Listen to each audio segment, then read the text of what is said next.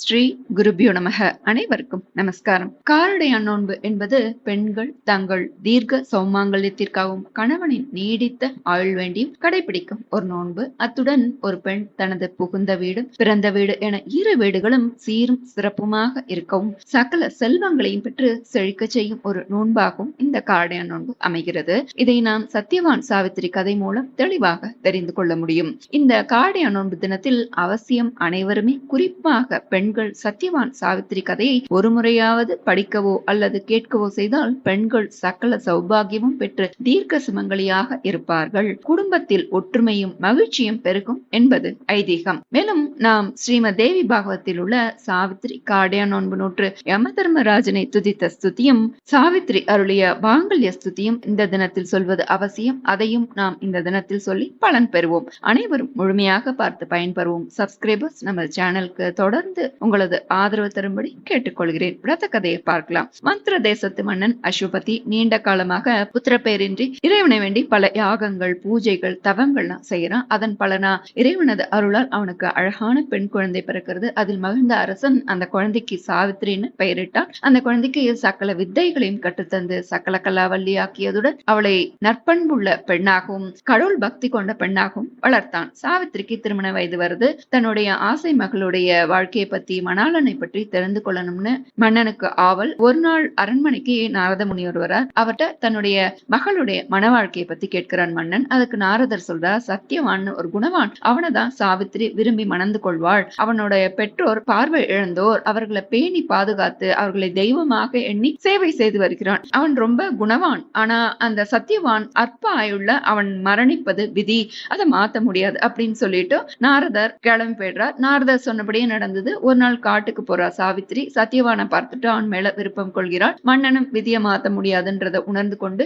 சத்தியவானையை தன்னுடைய மகளுக்கும் கல்யாணம் பண்ணி வைக்கிறான். சத்தியவானுடைய தந்தை திமுத்சேனன் சாளுவ தேசத்து அரசன். அவனுடைய கண்கள்லாம் பகைவர் பிடுங்கி நாட்டில இருந்து காட்டுக்கு விரட்டிடுறா. அதனால சத்தியவான் தன்னுடைய பெற்றோர் மற்றும் சாவித்திரியுடன் சேர்ந்து எல்லோரோடையும் காட்டுல மகிழ்ச்சியோட வாழ்ந்துட்டு இருக்கான். காட்டுல உள்ள மரங்கள்லாம் வெட்டி ஜீவனம் நடத்திட்டு இருக்கான் சத்தியவான். ஒரு சமயம் நாரத மகரிஷி அங்க வந்து சாவித்திரி கிடக்க, சாவித்திரி, நான் உனக்கு சில நோன்பு முறைகள்லாம் உபதேசம் பண்றேன், அதை நீ பக்தி ஸ்ரத்தையோட கடைபிடிக்கணும். அதனால அம்பாள் மனம் மகிழ்ந்து கஷ்டமான நேரத்துல உனக்கு வர இருக்கும் தீமைகளை எல்லாம் அழித்து தக்க நேரத்துல உனக்கு நன்மைகளை எல்லாம் அருள்வாள் அப்படின்னு சொல்லி அவளுக்கு உபதேசம் பண்ணிட்டு போறா. சாவித்திரியும் நாரதர் உபதேசித்த நோன்ப தவறாம கடைபிடிக்கிறா. வருடமும் ஆச்சு. நாரதர் சொன்னபடியே அந்த ரகசியமான சத்தியவானுடைய ஆயுள் முடியும் காலமும் வந்தது. நோன்பு முறையெல்லாம் கடைபிடித்ததுனால தன்னுடைய பதிவிரத தன்மையினால கணவனுடைய ஆபத்தை உணர்ந்து கொள்ளாள் சாவித்திரி. அவனுடைய இருக்க பிரியப்படுறா. அது ஒரு மாசி மாதத்துடைய கடைசி நாள். கணவனை கண் கண்ட தெய்வம்,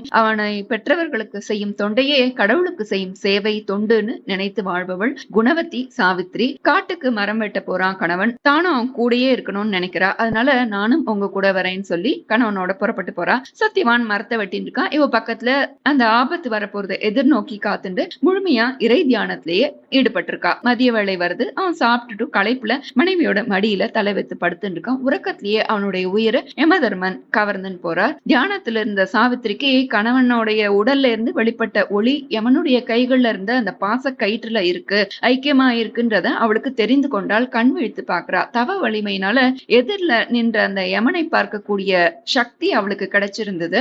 அதனால அவள் வந்து யம தர்மராஜனை வணங்குகிறாள். தன்னை வணங்கும் அந்த பெண்ணை பார்த்து உடனே வாழ்த்தும் நோக்கில் தீர்க்க சுமங்கலி பவன் சொல்லி வாழ்த்தினார் யம தர்மராஜன். சத்தியவானுடைய உயிரையும் யமலோகம் நோக்கி எடுத்துன்னு போறார். கணவனுடைய உடலை இங்க பத்திரப்படுத்திட்டு சாவித்திரியும் அந்த கடவுளை வேண்டிண்டே யம தர்மராஜனை பின்தொடர்ந்து போறா. அவள் கற்பு கரசுகளுடைய தவ வலிமை எதையும் சாதிக்கும் வல்லமை கொண்டதுன்றத தன்னுடைய பூத்த உடலனுடைய யமனை பின்தொடர்ந்து சாவித்திரி நிரூபணம் செய்தாள். தீர்க்க சுமங்கலி பவன் வாழ்த்தியது உண்மையானால் நீங்கள் என்னுடைய கணவரின் உயிரை நீங்க திரும்பி தரணும்னு யமதர்மனிடம் வேண்டி வாதாடுகிறாள். அவளுடைய பதி பக்தியை பார்த்து ஆச்சரியப்படுறான். விடாமுயற்சியையும் அவளுடைய புத்தி சாதுரியத்தையும் நினைத்து வியந்து போகிறான் யமதர்மராஜன். அங்கேயே உன்னுடைய பதி பக்தியை பார்த்து நான் மெச்சுகிறேன், இருந்தாலும் நான் என்னுடைய கடமையில இருந்து தவற முடியாதுமா, அதனால உன் கணவனின் உயிரை தவிர நீ வேற ஏதானும் வரங்களை கேள், நான் தருகிறேன்னு சொல்றான். யமனுக்கு சாவித்திரியோடைய பொறுமையை பார்த்து மனம் இழகி போறது. அதனால சாவித்திரி கிட்ட இன்னும் என்ன வரம் வேணும்னு கேள், நான் உனக்கு தரேன்னு சொல்றேன். சாவித்திரி மிகுந்த புத்தி சாதுரியத்தோட தீர்க்க சுமங்கலி பவன் என்னை வாழ்த்திருக்கேள். யம தர்மராஜரே, நான் கற்பு நிலை பிறழாமல் 100 பிள்ளைகளை பெற்று சந்தோஷமாக வாழணும். என்னுடைய மாமனார் மாமியார் 2 பேரும் அதை பார்த்து மகிழ்ச்சி அடையணும் சொல்லி வேண்டி கேட்கிறா, வரமா கேட்கிறா. அவளுடைய கோரிக்கையில மறந்திருந்த அர்த்தத்தை புரிந்து கொண்ட யம தர்மராஜன் அவளை பாராட்டி அவளுடைய வேண்டுதலுக்கு இணங்கி, நீ கேட்டபடியே நீ கற்பு தவறாமல் பிள்ளைகளை பெற்று சந்தோஷமாக இருப்பாய்னு அவளுடைய பொறுமையை சோதிக்க விரும்பாமல் நான் அப்படியே தந்தேன்னு சொல்லிட்டு மறைஞ்சிடுறார். சத்யவான் தூக்கத்துல இருந்து எழுந்திருக்கிற மாதிரி எழுந்துக்கிறான். அவள் பெற்ற வரத்தின்படி அங்க அவளுடைய மாமனார் மாமியார் கண் பார்வை பெற்று பலசாலி ஆகிறார்கள். இழந்த ராஜ்யமும் திரும்ப கிடைத்தது. சத்யவானும் சாவித்திரியும் வீரமிக்க புத்திரர்களை பெற்று பல்லாண்டு காலம் மகிழ்ச்சியாக வாழ்ந்தனர். சாவித்திரி சத்யவானுடைய உயிரை யமன் பாச கயிற்றுனால அபகரிக்கும் போது காட்டுல இருக்கக்கூடிய தானியங்களை கொண்டு துவரை கலந்து அடைகள் செய்து சரடு கட்டி கொண்டு யமன் தேர்ந்து தன்னுடைய கணவனை மீட்டாள். அதனாலேயே நாம் இந்த தினத்துல காரரிசி கொண்டு நூன்படை செய்து நைவேத்தியம் செய்கிறோம். அத்துடன் வெண்ணெய் வைப்பதும் அவசியம். இது புராண கதைன்னா இந்த கலியுகத்திலும் இது போன்ற ஒரு நடந்த சம்பவம் நம் பெரியவா நிகழ்த்திய அற்புதத்தை நாம் இந்த தினத்துல தெரிந்து கொள்ளலாம். ஹுசூர்னு ஒரு ஊர், அங்க ஒரு அம்பாள் கோவில், அங்க நம் பெரியவா முகாமிட்டு இருந்தா. ஒரு நாள் அந்த கோவில் வாசல்ல ஒரு எரும மாட்டு வண்டி வந்து நிக்கிறது. அதை ஓட்டி கொண்டு வந்தவள் ஒரு லம்பாடி பெண். அவளுடைய உடையும் அலங்காரமும் ரொம்ப வினோதமாக இருக்கு. அதனால எல்லாரும் அவளையே வச்ச கண்ணு வாங்காம பாத்துருக்கா. வண்டியில இருந்து இறங்கினவோ பின்பக்கம் போய் எதையோ எடுக்கிற மாதிரி இருந்தது. என்னவா இருக்கும் அப்படின்னு சொல்லி எல்லாரும் பாக்குறா. அவ எதையோ அப்படி தூக்கினோன்னு சரி அவ கையில குழந்தைய தூக்குறாளோன்னு நினைச்சு பார்த்தா உள்ள படுக்க வைத்திருந்த தன்னுடைய புருஷனை அப்படியே அழகா தூக்கிண்டு ஒரு குழந்தைய தூக்குறது போல தூக்கின்னு வந்துட்டு இப்படி சுத்து முத்தும் அப்படியே பார்வை சொல்றா. அவளுக்கு ஒண்ணுமே புரியல. அதனால அப்படியே யாருடைய உதவியும் அவ எதிர்பார்க்கல. தானே தன்னுடைய புருஷனை தூக்கிட்டு உள்ள வரா. என்ன அப்படின்னா அவளுடைய புருஷனுக்கு பல நாளா கடுமையான வாந்தி, பேதி, காய்ச்சல். அந்த ஊர் டாக்டர் அவன் பிழைக்கிறதே கஷ்டம் அப்படின்னு சொல்லிட்டார். பெரியவா அங்க தங்கி இருக்கத யார் மூலமாவும் கேள்விப்பட்டா. அதனால அவனை தூக்கி வண்டியில போட்டு ஓடோடி வந்தா. தன்னுடைய புருஷனை காப்பாத்தணும், தன்னுடைய மாங்கல்யத்தை காப்பாத்திக்கணும்னு பெரியவாளை பார்க்க ஓடோடி வரா. அவளுக்கு பெரியவான்னா யாருன்னே தெரியாது. ஆனா அந்த ஊருக்கு வந்திருக்கும் ஒரு தேவுடு. தேவுடுன்னா தெய்வம். தேவுடுன்னு குத்து மதிப்பா அங்க யாரு தேவுடுன்றே தெரியாது. புருஷனா அப்படி நின்று அவளை பார்த்தோன்னே அவளுக்கு என்ன பண்ண தெரியல. அங்க இருக்கிறவாள்லாம் நேர பெரியவாள்கிட்ட அழிச்சுன்னு போறா. அந்த பெண்மணி அழிச்சுன்னு போறா. புருஷனை பெரியவா முன்னாடி தரையில கடத்தினா அந்த பெண்மணி 2 கையும் கூப்பிட்டு கதறி அழறா. கரையபுரன் அவளோட பாஷையில கத்தி கதறி பிரார்த்தனை பண்றா. யாருக்கும் அங்க இருக்கிறவாளுக்கு சுத்தமா புரியல. என்ன பாஷைன்னா என்ன, ஒரு பெண் இது மாதிரி கதறி அழுதா உள்ள முருகித்தானே போகும். யாருக்கும் புரியலனாலும் சர்வஜ்ஞ நம்ம மகா பெரியவாளுக்கு தெரியாம போகுமா என்ன. பெரியவா ஒரு ஆரஞ்சு பழத்தை கையில எடுத்தா. சில நிமிஷங்கள் கண்ணை மூடி பிரார்த்தனை பண்ணா. தியானம் பண்ணிட்டு அந்த லம்பாடி பெண்ணோட கைகள்ல அதை போட்டா. கண்கள்ல கண்ணீரோட அந்த பழத்தை வாங்கிட்டு சாஷ்டாங்கமா விழுந்து நமஸ்காரத்தை பண்ணிட்டு வந்த ஜோர்லயே தன்னுடைய புருஷனையும் தூக்கிண்டா. நேர வண்டியில போட்டு படுக்க வச்சுன்னு வந்த மாதிரியே போயிட்டா. பெரியவா பக்கத்துல நின்று இருந்த பாரிஷதர்கள்ட்ட சொல்றா, இந்த பெண்ணுக்கு தான் எவ்வளவு பதிபக்தி பாரு. ஒரு ஆம்பளைய தான் ஒருத்தியாவே தூக்கின்னு வந்திருக்காளே. பகவான் இவளுக்கு அவ்வளவு சக்தியை கொடுத்திருக்கான். சத்யவான் சாவித்திரி கதைய புராணத்துல படிக்கிறோம். ஆனா இவளும் சாவித்திரி தான். ஆனா நான் அப்படின்னு சொல்லி பெரியவா எதுவும் சொல்லாம இப்படி சிரிக்கிறான். அந்த சிரிப்பு அந்த புன்னுருவ சொல்லவே வேண்டாம். அதுக்கு அர்த்தம் புரியாம இருக்குமா. பக்கத்துல இருந்த பாரிஷதர்கள்லாம் யுக்தி பூர்வமா பதில் சொல்றா. பெரியவா சத்தியமா யமன் இல்ல, அந்த யமனுக்கும் யமன் கால நாக்கும் அப்படின்னு சொல்றா. மறுநாள் அந்த லம்பாடி பெண்ணும் அவளுடைய புருஷனும் ஜோடியா நடந்து வந்து பெரியவாளை தரிசனம் பண்றா. நேத்து வரைக்கும் கிழிந்த நார் மாதிரி கடந்தவ பிழைப்பானான்னு கேள்விக்குறியா இருந்தது. இன்னைக்கு பார்த்தா ஜம்முன்னு நடந்து வரா. அப்படின்னா கலியுக தெய்வம், நடமாடும் தெய்வம், நம்மளுடைய பெரியவாளுடைய கருணா கட்டாட்சம், அருட்பார்வைன்னு தானே சொல்லணும். தேவுடுன்னு அந்த லம்பாடி பெண் வாயார தேவுடுன்ற நாம உச்சாடனம் பண்ணிட்டு கண்கள்ல கண்ணீர் ஓடி வந்து விழுந்து வந்து நமஸ்காரம் பண்றா. உருகாத வெண்ணையும் ஓரடையும் நான் நூற்றேன், ஒரு காலம் என் கணவர் என்னை விட்டு பிரியாது இருக்க வேண்டும். சத்யவானின் தர்மபத்னி சாவித்திரி காட்டுல இருந்த போது காடையான் நோன்பு நூற்றாள். இவளோ தன்னுடைய கணவன் மேல இருந்த ஆழ்ந்த அன்புனால தன்னுடைய கணவனையே ஒரே தூக்கி அலாக்கா தூக்கின்னு வந்து உயிர் பிச்சை கேட்டிருக்காளே இந்த லம்பாடி பெண். பெரியவாளும் தன்னுடைய திருவாக்குனால ஒரே தூக்கிட்டார் இல்லையா. அந்த சாவித்திரி தேவிக்கு சமமான அனுகிரகித்திருக்கா. என்னே ஒரு கருணை. அது என்ன ஒரு சாதாரண ஆரஞ்சு பழமா? இல்ல உயிர் காக்கக்கூடிய சஞ்சீவினா பெரியவா கொடுத்திருக்கா. அவளுக்கு தீர்க்க சௌமாங்கல்யத்தனா கொடுத்திருக்கார். அவ விழுந்து நமஸ்காரம் பண்றா. தீர்க்க சுமங்கலியா இருன்னு சொல்லி ஆசீர்வாதம் பண்றா நம்ம மகா பெரியவா. அங்கு ஹர ஹர சங்கர ஜெய ஜெய சங்கர சரண கோஷம் கேட்கிறது. நாம இந்த நன்னாள்ல ஒரு முறை சத்யவான் மனைவி சாவித்திரி அருளிய தீர்க்க சுமங்கலி வரமருளும் ஸ்லோகம் சொல்லிவிட்டு அடுத்த யமாஷ்டகம் சொல்லலாம். தீர்க்க சுமங்கலி வரமருளும் ஸ்லோகம். ஓம்கார பூர்விகே தேவி வீணா புஸ்தகதாரிணி प्रदायिनी वेदमातर्नमस्तुभ्यम् अवैधव्यं प्रयच्छ मे पतिव्रते महाभागे भर्तुश्च प्रियवादिनी अवैधव्यं च सौभाग्यं देहि त्वां मम सुवृते पुत्रान् पौत्रांश सौख्यं च सौमङ्गल्यं देहि मे.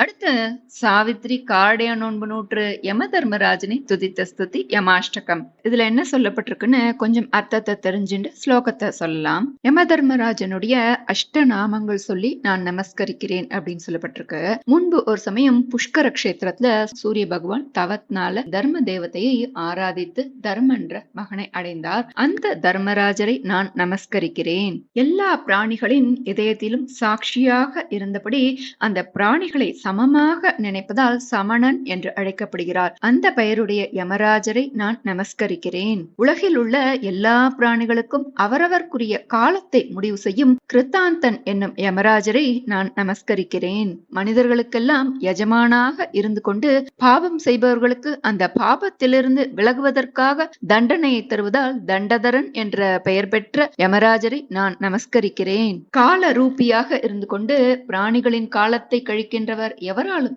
ஏமாற்ற முடியாதவர், சர்வஜராக இருக்கும் காலன் என பெயர் பெற்ற உம்மை நான் வணங்குகிறேன். சிறந்த தபஸ்வி, பிரம்மனிஷ்டர், இந்திரியம் மன அடக்கமுள்ளவர், ஜீவன்களின் வினைக்கு தகுந்த பயனை அளிப்பவராகிய குணங்களுள்ள யமராஜரை நான் நமஸ்கரிக்கிறேன். ஆத்மாவில் ரமிப்பவரும் எல்லாம் அறிந்தவரும் பாபம் செய்பவர்களுக்கு கஷ்டத்தை கொடுப்பவர், புண்ணிய ஆத்மாக்களின் நண்பராக இருக்கக்கூடிய புண்ணியமித்ரன் என பெயர் பெற்ற தங்களை நான் வணங்குகிறேன். பிரம்மாவின் அம்சமாக அவதரித்தவர், பிரம்ம தேஜஸால் ஒளிர்பவர், பரபிரம்ம ஸ்வரூபத்தை உபதேசிப்பவர், அந்த பரபிரம்மத்தை தியானிக்கும் ஈஸ்வராகவும் இருக்கும் தங்களை நான் நமஸ்கரிக்கின்றேன். இப்படி யம தர்மராஜரின் அஷ்டநாமங்களை சொல்லி துதித்து நமஸ்கரிக்கிறாள். இது அடுத்தது பலஸ்ருதி வருகிறது. சாவித்ரி துதித்த இந்த யமாஷ்டகத்தை தினமும் காலையில் பாராயணம் செய்பவர்கள் யமபயத்தை அடைய மாட்டார்கள். பரம பவித்திரமான இந்த யமாஷ்டகத்தை யார் தினமும் பக்தியுடன் பாராயணம் செய்கிறார்களோ, அதுவும் இந்த காரடைய நோன்பு தினத்தில் பாராயணம் செய்பவர்களுக்கு யமபயம் நீங்கும், எல்லா பாபங்களும் விலகிவிடும். எப்பேற்பட்ட பாபம் செய்தவர்களும் இதை பாராயணம் செய்தால் யம தண்டனையிலிருந்து விடுபடுவார்கள் என்பது சர்வ நிச்சயம் அப்படின்னு இதோட பலஸ்ருதி சொல்றது. நாம இப்போ ஸ்தோத்திரத்தை பார்க்கலாம். யமாஷ்டகம். அத யமாஷ்டகம். சாவித்ரி உவாச்ச तपसा धर्ममाराध्य पुष्करे भास्करः पुरा धर्मं सूर्यसुतं प्राप धर्मराजं नमाम्यहं समता सर्वभूतेषु यस्य सर्वस्य साक्षिणः अतो यन्नाम शमनमिति तं प्रणमाम्यहं येनान्तश्च कृतो विश्वे सर्वेषां जीविनां परं कामानुरूपं कालेन तं कृतान्तं नमाम्यहं विभर्तिदण्डं दण्डाय पापिनां शुद्धिहेतवे नमामि तं दण्डधरं यशास्ता सर्वजीविनां विश्वं च कलयत्येव यः सर्वेषु च सन्ततम् अतीव दुर्निवार्यं च तं कालं प्रणमाम्यहं तपस्वी ब्रह्मनिष्ठो यः संयमी सञ्जितेन्द्रियः जीवानां कर्मफलदस्तं यमं प्रणमाम्यहं स्वात्मा रामश्च सर्वज्ञो मित्रं पुण्यकृतां भवेत् पापिनां क्लेशदो यस्तं पुण्यमित्रं नमाम्यहं यज्जन्म ब्रह्मणोंशेन ज्वलन्तं ब्रह्म तेजसा योऽध्यायति परं ब्रह्म तमीशं प्रणमाम्यहम् इत्युक्त्वा सा च सावित्री प्रणनाम यमं मुने यमस्तां शक्तिभजनं कर्मपाकमुवाचः इदं यमाष्टकं नित्यं प्रातरुत्थाय यः पठेत् यमात् तस्य भयं नास्ति सर्वपापात् प्रमुच्यते महापापी यदि पठेन् नित्यं भक्तिसमन्वितः यमः करोति संशुद्धं कायव्यूहेन निश्चितम् इति श्रीमद्देवी भागवते यमाष्टकवर्णनं सम्पूर्णम् ஸ்ரீ குருப்யோ நமஹ. இன்று காரடைய நோன்பு தினத்தில் நம் குலம் தழைக்கச் செய்வோம், வம்சத்தை விருத்தியடைய செய்வோம், கடன் முதலான தரித்திர நிலையிலிருந்து சகல ஐஸ்வர்ய நிலைக்கு மாற்றவும், குடும்பத்தில் மகிழ்ச்சி உண்டாகவும் சொல்ல வேண்டிய குங்கும பஞ்சதசி மந்திரம் பார்க்கலாம். குங்கும பஞ்சதசி. குங்குமமாவது குறைகளை தீர்ப்பது, குங்குமமாவது குடியினை காப்பது, குங்குமமாவது குணமது அளிப்பது, குங்குமமாவது கொல்வினை தீர்ப்பதே. குங்குமமாவது குறைகளை தீர்ப்பது, குங்குமமாவது குடியினை காப்பது, குங்குமமாவது குணமது அளிப்பது, குங்குமமாவது கொல்வினை தீர்ப்பதே.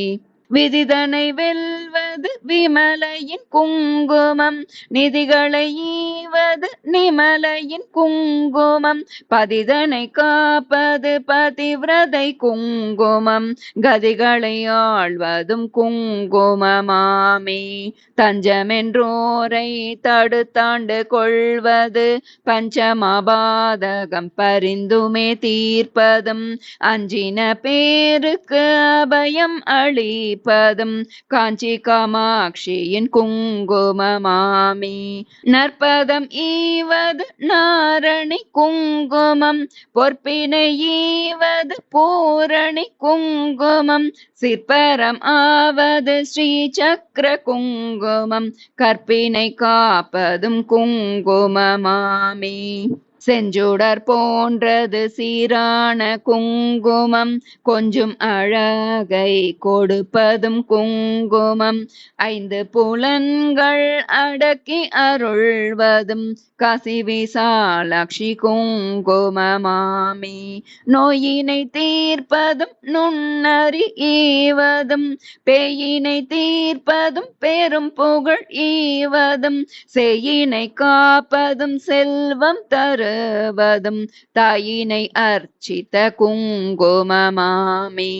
சக்தி கொடுப்பதும் சத்தியம் காப்பதும், பக்தி அளிப்பதும் பரகதி ஈவதும், முக்தி கொடுப்பதும் மும்மலம் தீர்ப்பதும், சித்தி தருவதும் குங்குமமாமே. நெஞ்சிற்கவலைகள் நீக்கி அருள்வதும், செஞ்சோர் கவி பாடும் சீரினை ஈவதும், வஞ்ச பகைவரை வாட்டி அருள்வதும், மதுரை மீனாட்சியின் குங்குமமாமே. சிவ சிவ என்றுமே திருநிறணிந்த பின், தவமான மேலோரும் தரித்து களிப்பதும், சிவகாமியே என சிந்தித்தனேவதும், பலவினை தீர்ப்பதும் குங்குமமாமே. எவை எவை கருதிடின் அவை அவை ஈவதும், நவவகை சக்தியின் நலனை கொடுப்பதும், குவிசை கரத்துடன் கும்பிட்ட பேருக்கு குவிநிதி ஈவதும் குங்குமமாமே. அஷ்டலக்ஷ்மி அருள் தந்தளிப்பதும், இஷ்டங்களீவதும் ஈடற்ற குங்குமம், கஷ்டம் தவிர்த்தென்னை காத்து அருள்வதும், அஷ்டஸ்ரீ சக்கர குங்குமமாமே. குஷ்ட முதலான மகாரோகம் தீர்ப்பதும், நஷ்டம் வராதொரு நலனை கொடுப்பதும், எட்டிரண்டோர் அறிவித்தோர் வீடினை கிட்டவே செய்வதும் குங்குமமாமே. பட்ட காலிலே படுமென கஷ்டங்கள் விட்டிடாமலே வந்துமே வாட்டினும், பட்டான பார்வதி பாதம் பணிந்தே இட்டார் இடர் தவித்த குங்குமமாமே. சித்தந்தனை சுத்தி செய்வதற்கெளியதோர் எத்தும் தெரியாத ஏமாந்த மாந்தரி, நித்தம் தொழும் மண்ணை குங்குமம் தன்னை, நித்தியம் தரித்துமை மேன்மை அடைவீரே. மிஞ்சும் அழகுடன் குங்கும ஆடைகள் செஞ்சுடர் ஆகுமோ ஸ்ரீ சக்கரலலிதை, கஞ்சமலர் முகம் தன்னில் திகழ்வதும், பாதம் பஞ்சநிதி தரும் குங்குமமாமே. குங்குமமாவது குறைகளை தீர்ப்பது, குங்குமமாவது குடியினை காப்பது, குங்குமமாவது குணமது அளிப்பது, குங்குமமாவது கொள்வினை தீர்ப்பது, குங்குமமாவது கொள்வினை தீர்ப்பது.